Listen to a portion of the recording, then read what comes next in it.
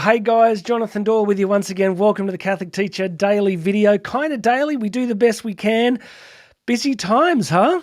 For so many of us, the issues of time, burnout, fatigue, finding the best way to increase our well-being on this vocational journey of Catholic education. Do me a favor, make sure you have subscribed. There'll be a subscribe button here. Go and check that out.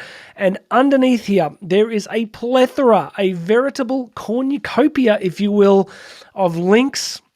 You can get free 10-week access to the Catholic Teacher Formation Program called Going Deeper. Go and check that out.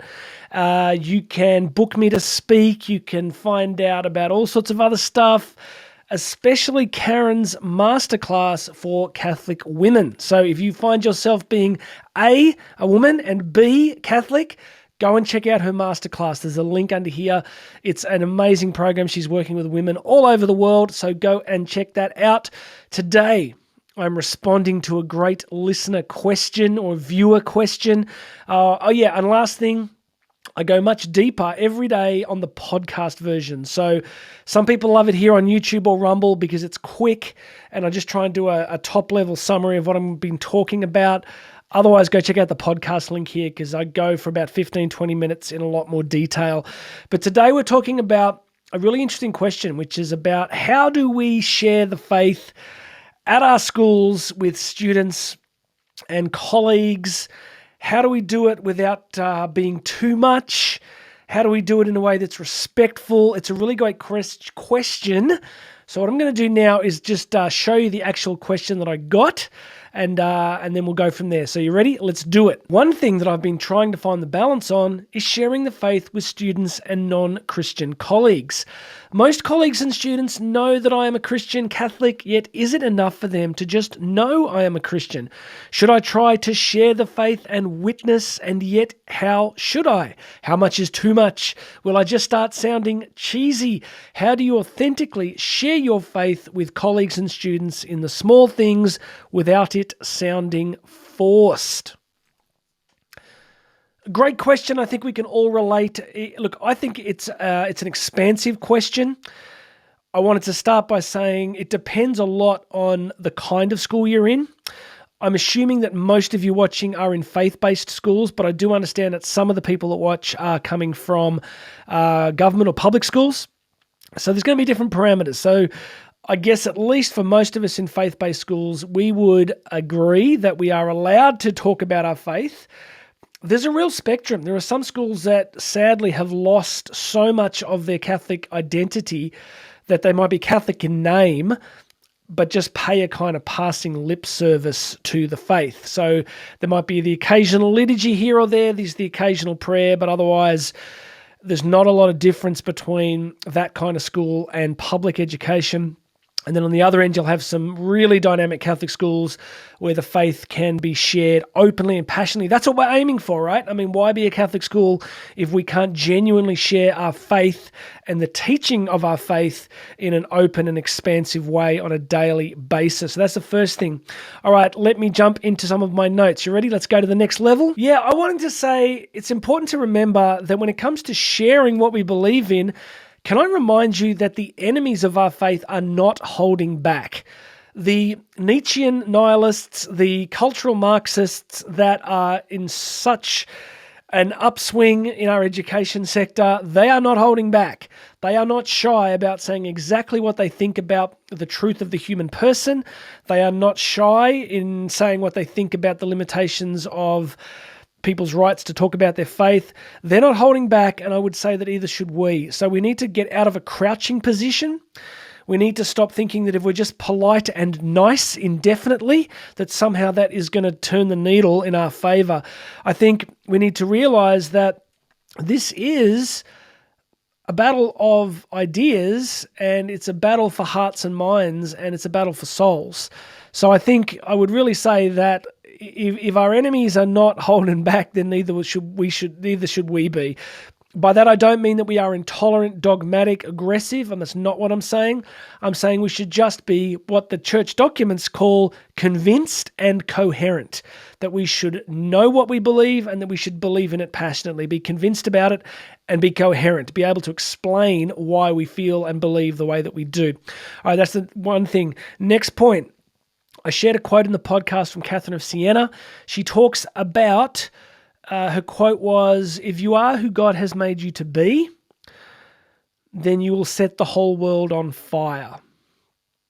Another pastor once said, "If you set yourself on fire, the whole world will come to watch you burn." So there is a strong sense in Catholic tradition and teaching that the saints are really important because they are the exemplars of what happens when somebody really gives themselves to Christ and then shares the fullness of themselves with the world. You get what I'm saying? That the more that we allow Christ to transform us, the more we become the message. So, summary in a sense, what is the best way to share the faith in a Catholic or Christian school? By becoming the message, by taking the sacraments seriously, by trying to live your faith. I'm not talking about perfectionism or neo-Pelagianism where we just strive harder and harder. But there is a sense by which we need to take our faith seriously, practice the sacraments, read our scriptures, know the person of Jesus, pray, experience the Holy Spirit, and then we become the message, okay? So I think it's really crucial, and I think it's also important to recognize how different the saints are, okay? Today is the feast day of St. Francis of Assisi. St. Francis of Assisi was not like Thomas Aquinas. St. Augustine was not much like Teresa of Avila. You know, Teresa of Lisieux was very different to Maximilian Kolbe. Now, they're united in their Christology and their love for the faith, but do you see how God used their remarkably different personality types and giftings in different ways? So allowing yourself to become the message means allowing God to transform you to communicate in the way that he's really called you to communicate. So become the message, right? The last thing I'd sort of say on that is I give an analogy in the podcast, which is like, imagine if you were incredibly passionate about health and fitness, say CrossFit or something, right? You were a real gym junkie, you loved that stuff, but you never practiced it. You liked it, but you never actually did any of it. But you loved it and you wanted everybody else to love it. So imagine going through your school trying to convince people that, you know, CrossFit was the greatest thing ever, and you wanted to talk to them about diet and exercise but let's just imagine that you didn't do any of it and your health was terrible and you didn't embody any of it. People would look at you going, you're really talking about this, but you're not really modeling it, right? I know it's not a great analogy, but I don't think it's too far off. If we want to share the faith, we need to be people who are living the faith and demonstrating the faith. Look, last couple of things, I'd say there's a sense in evangelization that what we need to do is build relationship. I think this is true, that as we allow Christ to transform us, we become people that people trust and want to talk to, and they have a deep sense that we have their best, you know, their best at heart. We care deeply about them. We want them to flourish. That's what love is, right? To will the good of the other. So I think that can work, becoming a really good person, allowing Christ to transform you, and then being there in the highs and lows of people's journey. Just, I think it was Mother Teresa, and I think this also attributed to St. Francis of Assisi, where they say, go out to the whole world and preach the gospel, and if necessary, use words.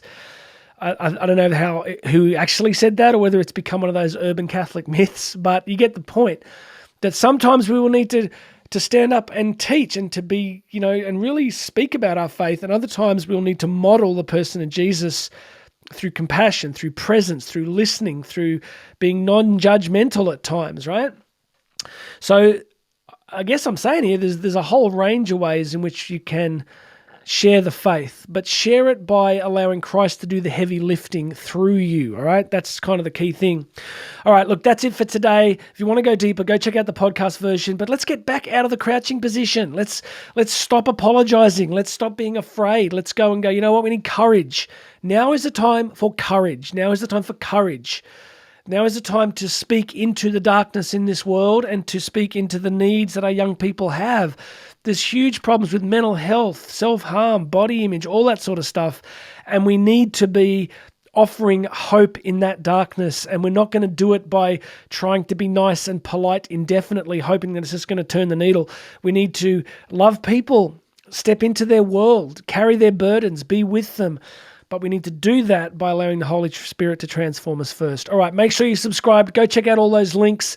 And my name's Jonathan Doyle. I'm going to do another message for you tomorrow.